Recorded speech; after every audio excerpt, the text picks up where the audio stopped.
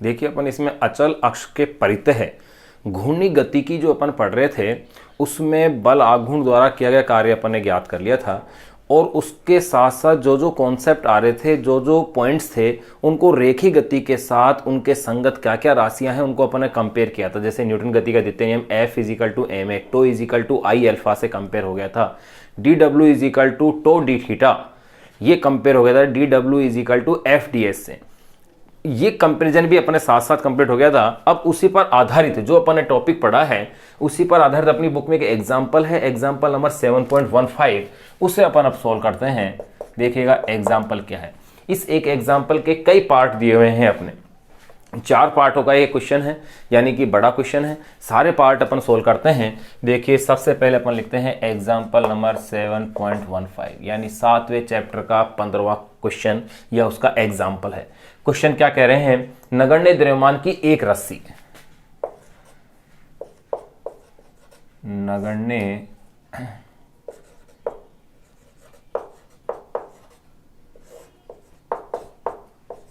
द्रव्यमान की एक रस्सी, नगण्य द्रव्यमान की एक रस्सी 20 किलोग्राम द्रव्यमान की एक रस्सी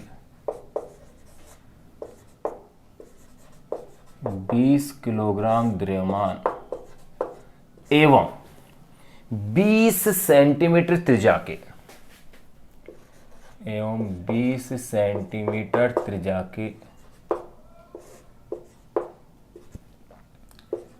के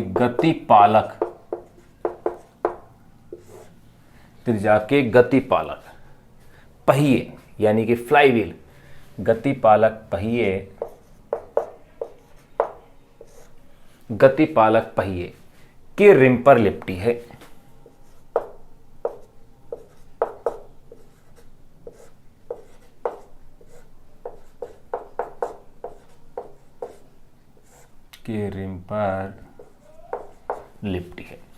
नगण्य द्रव्यमान की एक रस्सी 20 किलोग्राम द्रव्यमान एवं 20 सेंटीमीटर त्रिज्या के गतिपालक पहिए के रिम पर क्या है, लिपटी है। रस्सी पर 25 न्यूटन का,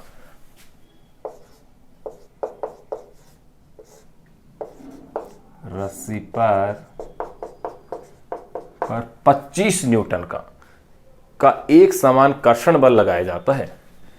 25 न्यूटन का एक समान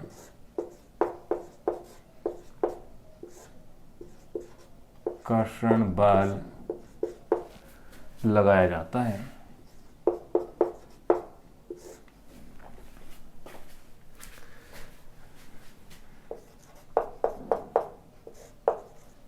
एक समान कर्षण बल लगाया जाता है रस्सी पर। गतिपालक पहिया क्षैतिज दूरी पर,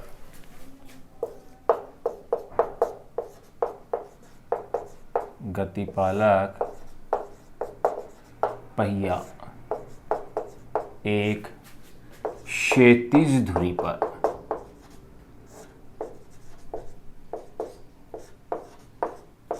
गतिपालक पहिया एक क्षैतिज धुरी पर घर्षण रहित बेयरिंग के साथ लगाया गया है। गतिपालक पहिया एक क्षैतिज धुरी पर घर्षण रहित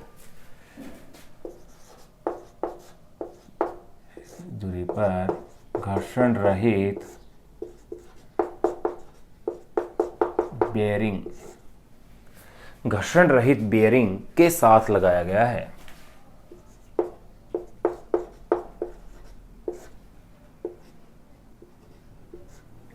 घर्षण रहित बेयरिंग के साथ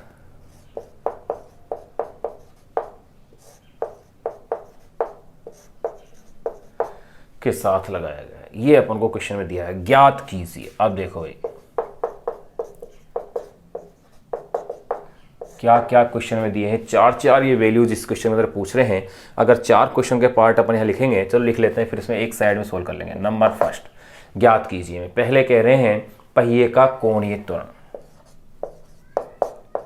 सबसे पहले अपन को ज्ञात करना है पहिए का कोणीय त्वरण। एक तो अपन को ये इसके अंदर ज्ञात करना है कि पहिए का कोणीय त्वरण कितना अपने पास आ रहा है। सेकंड ये इसके अंदर पूछ रहे हैं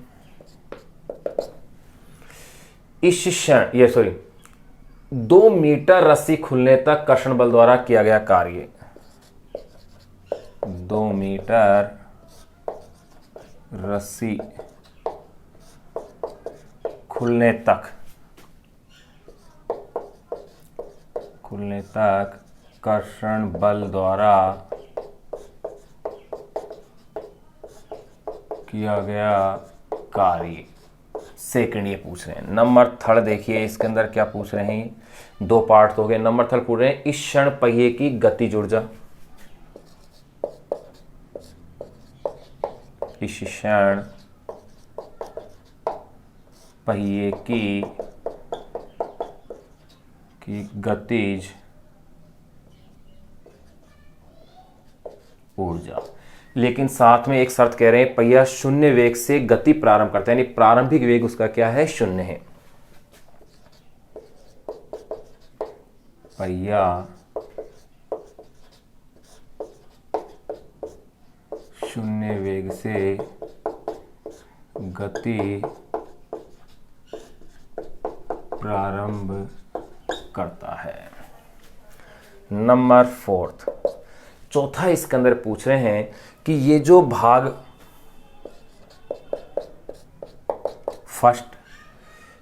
सेकंड, यानी भाग सेकंड जिसमें कि कर्षण बल द्वारा किया गया कार्य पूछा जा रहा है और गतिज ऊर्जा इसके अंदर पूछी जा रही है थर्ड में। तो भाग सेकंड और भाग सेकंड वे भाग थर्ड के परिणाम से निष्कर्ष।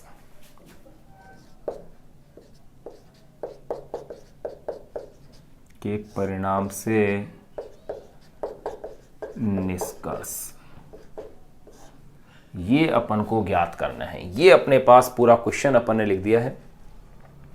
अब देखिए, अब अपन इसको सोल्व करते हैं, एक एक पार्ट को अपन इसमें सोल्व करें, या इसको अपन पहले यहाँ लिख लेते हैं ऐसे कंटिन्यू तो ज़्यादा बेटर होता है। यानी कि नंबर सेकंड पार्ट को मैं इधर लिख देता हूँ, 2 मीटर रस्सी खुलने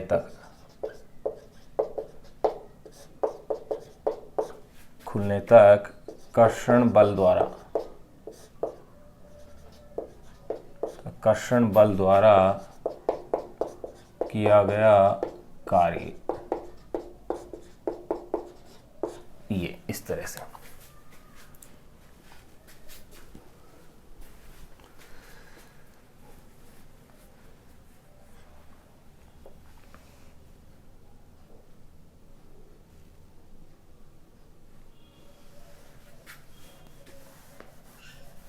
ताकि बोर्ड पे स्पेस क्वेश्चन के लिए सफिशिएंट रह सके। फिर देखिएगा नंबर थर्ड को मैं लिख देता हूँ, कंटिन्यूसली आ जाए ताकि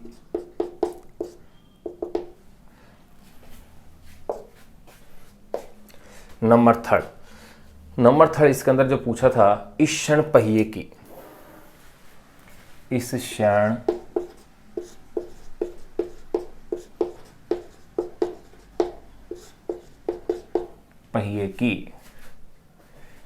की गतिज ऊर्जा। इस क्षण पहिए की गतिज ऊर्जा, जबकि पहिया शून्य वेग से गति प्रारंभ करता है। पहिया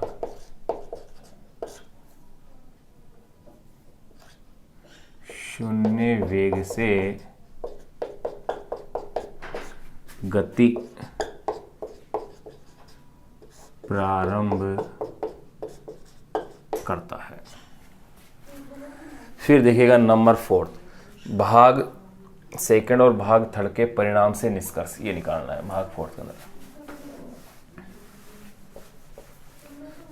फोर्थ पार्ट को मैं इधर लिख देता हूं। अब ये क्वेश्चन सोल्व करने के लिए अपने पास स्पेस रह गया है। नंबर थर्ड के बाद नंबर फोर्थ, भाग सेकंड व भाग थर्ड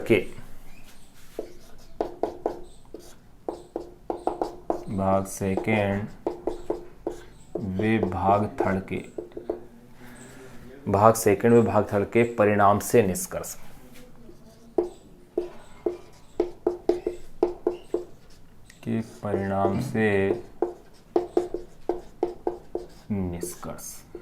देखो ये क्वेश्चन है अपने पास।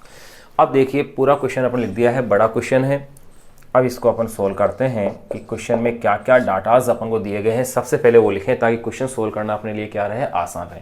तो देखो, नगण्य द्रव्यमान की एक रस्सी 20 किलोग्राम द्रव्यमान और 20 सेंटीमीटर त्रिज्या के गति पालक पहिए के, तो देखो गति पालक पहिए का द्रव्यमान, गति पालक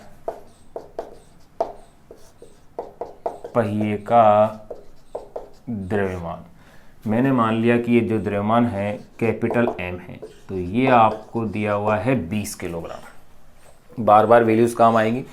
फिर दिया है इसके अंदर गति पालक पहिए की त्रिज्या 20 सेंटीमीटर, में ये तो 20 किलोग्राम दिया हुआ है, ये दी हुई है 20 सेंटीमीटर। गति पालक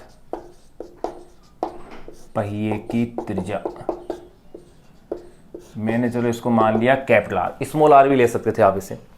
ये आपको दी हुई है 20 सेंटीमीटर यानी कि 0.20 मीटर।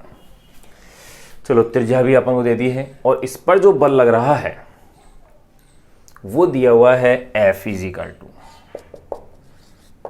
25 न्यूटन, यानी वो कह सकते हैं एक 25 न्यूटन का एक समान कर्षण बल है भाई। चलो इसे अपन कर्षण बल ही कह देते हैं।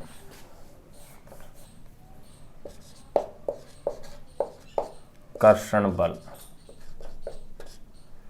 F is equal to 25 Newton. देखिए सारी वैल्यूज अपन लिख लिए। अब गौर कीजिएगा, अपन को जो भी कुछ मान ज्ञात करना है सबके अंदर अपन को इसमें जड़त्व आघूर्ण की आवश्यकता पड़ेगी, और अपन जानते हैं कि पहिया, इसलिए फ्लाई व्हील यानी एक एज ए चकती की तरह हो गया, और चकती का उसके केंद्र से पारित और तल के लंबवत अक्ष के प्रति जड़त्वाघूर्ण 1/2 mr² होता है।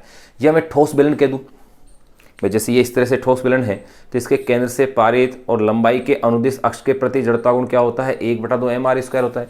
यानी इसके जड़त्वाघूर्ण को अपन पहले ज्ञात कर लें। पूछा नहीं है क्वेश्चन में, लेकिन बार बार अपन को उसकी आवश्यकता पड़ेगी हर पार्ट को हल करने में, तो पहले अपन इसका जड़त्वाघूर्ण ज्ञात कर लेते हैं। तो देखो यहाँ अपन पहिया जो अपने को दिया हुआ है गति पालक पहिया, तो देखो यहां मैं कह सकता हूं गति पालक पहिए का अपनी अक्ष के परितः जड़त्वाघूर्ण, गति पालक पहिए का अपनी अक्ष के परितः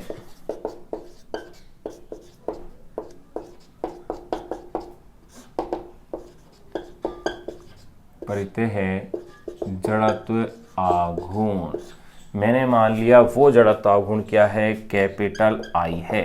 तो ये आप जानते हो 12 mr² होगी अगर उसकी त्रिज्या कैपिटल आर है तो। अब आप इसके अंदर वैल्यूज पुट कीजिए। m अपन को दिया हुआ है, इसके अंदर कितना दिया हुआ है, m 20 त्रिज्या 0.20, ये लीजिए इसका आपने स्क्वायर कर दिया है, 2 से 20 10 टाइम कैंसिल हो गया, 10 इंटू 0.20 0.20 20 40 यानी कि ये हो गया है 0.40 में, ये तो हो गया 10 से मल्टीप्लाई करते 2 यानी कि 0.40 किलोग्राम मीटर स्क्वायर। जड़त्वाघूर्ण का मात्रा क्या होगा, kilogram metre square, 0.40 kilogram metre square. ये मेरे पास जड़त्वाघूर्ण आ गया है।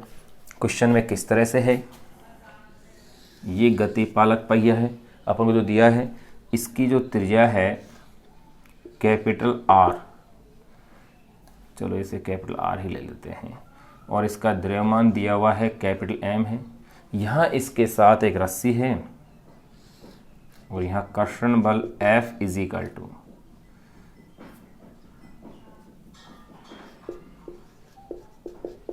25 न्यूटन अपन को दिया हुआ है, 25 न्यूटन अपन को दे रखा है। देखिएगा अब एक एक पार्ट को अपन, तो यहाँ तो अपन ने 0.40 किलोग्राम मीटर स्क्वायर निकाल लिया है। अब अपन इसमें एक एक पार्ट को अपन सोल्व करें। देखो नंबर फर्स्ट, पहला क्या पूछा है इन्होंने, पहिए का कोणीय त्वरण। तो देखो भाई जड़त्वाघूर्ण अगर आपको पता है तो आपने एक फॉर्मूला पढ़ा था, tau is equal to I alpha, tau is equal to I alpha. तो उससे अपन इसे सोल्व करके देखें। तो देखिए कैसे सोल्व करेंगे, कोणीय त्वरण अल्फा मुझे ज्ञात करना है। मेरे पास फॉर्मूला क्या है, tau is equal to I alpha से कोणीय त्वरण alpha is equal to tau upon में आई। अब आई तो मैंने ज्ञात कर लिया है, अब टो का मीन्स क्या होता है, आर इंटू एफ। तो देखो आर इंटू एफ, भाई स्मॉल आर और एफ था, अपॉन में आई आ गया। अब देखें फिर से, आर की वैल्यू मेरे पास दी हुई है इन्होंने, कितनी है 0.20, एफ भी मुझे दिया हुआ है 25, जड़त्व गुण मैंने कैलकुलेट कर ही रखा है 0.40 है। अब देखिएगा ये तो हो गया है 25 50 यानी कि 5 अपॉन में 0.40, कितना आ गया मेरे पास 5 अपॉन में, या इससे मैं 5.0 कर देता हूँ, अपॉन में 0.40, 5 को डिवाइड कीजिए 0.40 से, तो ये आ गया है 12.5 रेडियन पर सेकेंड स्क्वायर। तो ये पहला पार्ट अपन ने सोल्व कर लिया है कि कोणीय त्वरण कितना होगा। नंबर सेकेंड, ये क्या पूछ रहे हैं, 2 मीटर रस्सी खुलने तक कर्षण बल द्वारा किया गया कार्य पूछा जा रहा है। तो देखो कर्षण बल द्वारा किया गया कार्य, अगर मैं इसमें कर्षण बल द्वारा किया गया कार्य की बात करूं तो कार्य होता है बल आघूर्ण इंटू विस्थापन। तो देखो चूंकि कर्षण बल द्वारा किया गया कार्य, मैंने मान लिया कि ये कार्य W है, तो ये क्या होगा, बल आघूर्ण इंटू कोणीय विस्थापन। अब यहां पर देखिएगा, बल आघूर्ण की वैल्यू तो मुझे पता है, कैसे ले सकता हूं मैं, R इंटू एफ से, R इंटू एफ हो गई बल आघूर्ण। तो अब मुझे आवश्यकता है किसकी, कोण की, यानी कोणीय विस्थापन। कोणीय विस्थापन क्या होगा, चाप बटे त्रिज्या, ये लो चाप बटे त्रिज्या, ये हो गया। अब इसमें देखो मैं कैलकुलेशन करता हूं, तो अगर मैं R से R को अगर मैं कैंसिल कर दूं, सॉरी हाँ, R से R को अपन कैंसिल कर दें तो ये हो जाएगा Fs। अब F कितना है मेरे पास, इसमें 25 है भाई, F मुझे जो दिया गया है इसके अंदर कितना दिया है, 25 दिया हुआ है, ये लो। और S कितना मीटर खुल रहा है, ये 2 मीटर खुलने में रस्सी को, तो ये मुझे दिया हुआ है 2 मीटर, तो ये हो गया है 50 जूल। 50 जूल अपने पास 50 जूल क्या आ रहा है, कार्य हो गया, ये लो क्लियर। नंबर थर्ड ये पूछ रहे हैं, इसके अंदर गतिज ऊर्जा कितनी होगी। तो देखिए भाई, गतिज ऊर्जा की अगर मैं फॉर्मूले की बात करूं तो देखो काइनेटिक एनर्जी का जो फॉर्मूला है वो ये है, kinetic energy is equal to half I omega square. अब लेकिन मेरे पास यहाँ वैल्यू ओमेगा की नहीं है, क्योंकि इसमें क्या कहा है, देखो प्रारंभिक इस क्षण पहिए की गतिज ऊर्जा ज्ञात कीजिए, पहिया 0 वेग से गति प्रारंभ करता है। गतिज ऊर्जा अपन को क्या करनी है, ज्ञात करनी है। तो देखिए अपन क्या जानते हैं, यहाँ इधर साइड में थोड़ा सा कर लें, चूंकि omega square is equal to omega naught square plus 2 alpha theta. तो देखो यहाँ से ये जो ओमेगा नॉट है इसकी तो वैल्यू क्या है, 0 है, तो इसका मतलब ओमेगा का square is equal to 2 alpha theta, ये डायरेक्ट ही हो गया अपने पास। तो देखिए इक्वेशन क्या बन जाएगी, kinetic energy is equal to half I, omega square का मीन्स है 2 अल्फा थीटा, ये लो भाई, 2 से इस 2 को कैंसिल कीजिए तो इक्वेशन आ गई है मेरे पास आई अल्फा थीटा। आई की वैल्यू मेरे पास है, अल्फा कैलकुलेट अपन कर चुके हैं, और थीटा होता है एस अपॉन में आर। थीटा की वैल्यू क्या है, एस अपॉन में आर। चलो कैलकुलेशन करते हैं, चलो एक बार इसे ही लिख देते हैं, आई अल्फा एस अपॉन में आर। तो देखो आई की वैल्यू मैं कैलकुलेट कर चुका था पहले, ये है 0.40, अल्फा की वैल्यू मेरे पास आ चुकी है 12.5, एस है मेरे पास 2 मीटर, आर है मेरे पास 0.20। तो देखो 0.20 से 40, 2 टाइम ये कैंसिल हो गया, 2 टाइम ये कैंसिल हो गया, तो देखो 12.5 इंटू 2 यानी कि 25 into 2 is equal to 50 joule. ये भी मेरे पास 50 जूल आ गया है, 50 जूल मेरे पास ये कार्य आ गया है। अब इस क्वेश्चन में आप गौर कीजिएगा कि अपन ने तीनों वैल्यूज इसमें ज्ञात कर ली है जो इन्होंने पूछी है अकॉर्डिंग टू क्वेश्चन। पहले पूछा था इन्होंने कोणीय त्वरण कितना होगा, वो अपन ने इसमें कैलकुलेट कर लिया है। फिर सेकेंड 2 मीटर रस्सी खुलने तक कर्षण बल द्वारा किया गया कार्य अपन ने ज्ञात कर लिया है। गतिज ऊर्जा है वो भी ज्ञात कर लिए। ध्यान रहे प्रारंभिक गति ऊर्जा 0 होगी। तो क्वेश्चन नंबर जो फोर्थ पूछ रहे हैं उसके अंदर ये कह रहे हैं फोर्थ पार्ट के अंदर कि भाग सेकंड और भाग थर्ड के परिणाम से क्या निष्कर्ष आ रहा है। तो निष्कर्ष ये आ रहा है कि किया गया कार्य में क्या देख रहा हूं कि मेरे पास 50 जूल आया है, देखिएगा, और गतिज ऊर्जा जो है बाद में फाइनली कितनी आई, 50 जूल, जबकि प्रारंभिक गति ऊर्जा 0 है। यानी गतिज ऊर्जा में वृद्धि भी कितनी हुई, 50 minus 0 is equal to 50 joule. यानी गतिज ऊर्जा में वृद्धि भी 50 जूल और किया गया कार्य भी 50 जूल, अर्थात किसी भी प्रकार की ऊर्जा की हानि नहीं हो रही है। यानी किया गया कार्य गतिज ऊर्जा में वृद्धि के क्या है, इसमें बराबर आ रहा है। तो देखिए अब उस जो फोर्थ जो पार्ट है उसको और अपन करते हैं।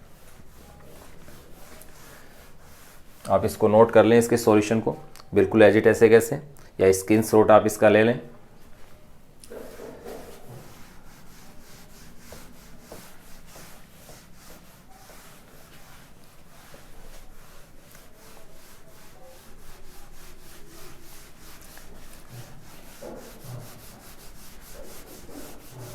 देखिए भाई नंबर फोर्थ के अंदर अपन इसमें क्या लिखेंगे वो देखिएगा।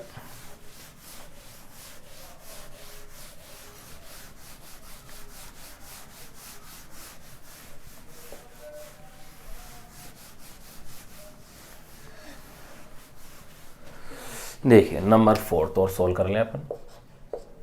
नंबर फोर्थ पार्ट में अपन क्या देखते हैं कि कर्षण बल द्वारा किया गया कार्य, देखो कर्षण बल द्वारा किया गया कार्य ये आया है मेरे पास 50 जूल। कर्षण बल द्वारा किया गया कार्य कितना आ रहा है अपने पास, 50 जूल आ रहा है। फिर अपन निकालें गतिज ऊर्जा में वृद्धि एवं गतिज ऊर्जा में वृद्धि इज इक्वल टू के फाइनल माइनस के इनिशियल। तो ये आ रही है मेरे पास 50 माइनस 0 यानी कि 50 जूल। यानी गतिज ऊर्जा में जो वृद्धि है वो भी 50 जूल है और किया गया कार्य भी क्या आ रहा है, 50 जूल आ रहा है। इसका मतलब किसी भी प्रकार की ऊर्जा की हानि नहीं हो रही है। अतः कर्षण के कारण, तो अपन ये कह सकते हैं अतः कर्षण के कारण